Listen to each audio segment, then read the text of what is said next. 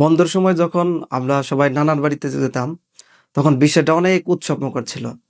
দেখা গেল আমরা যেতাম, বাবা-মা সবাই এবং অপরপক্ষে খালা ছিল, খালু ছিল, খালাতো ভাই-বোন ছিল।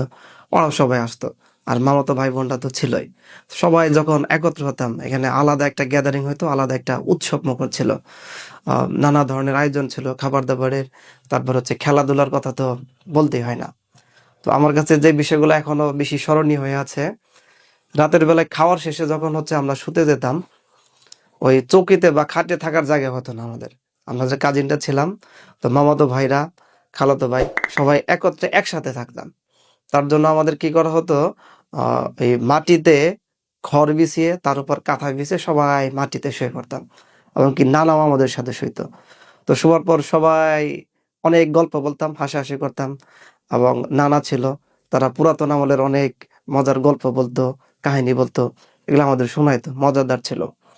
তারপরে আমরা সবাই মিলে কাগজের বিমান বানাইতাম। কাগজের বিমান, সেটা উড়ানোর কম্পিটিশন ছিল আমাদের, যে কার বিমানটা অনেক ভালো উড়ে, কত দূর উপরে ওঠে। এরকম করতে করতে দেখা গেল কয়েকটা খাতা শেষ করে ফেলছে একবার এই বিমান বানিয়ে কম্পিটিশন নিতে গিয়ে।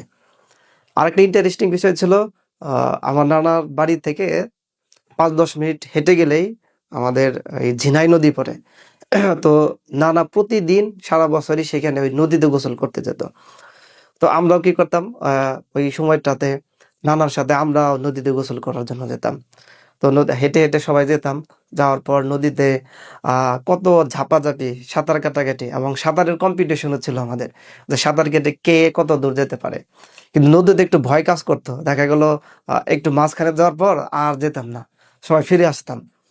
তারপর ওই আমরা যেটা করছি, নানার কাঁধে উঠে লাফ দিতাম নদীতে।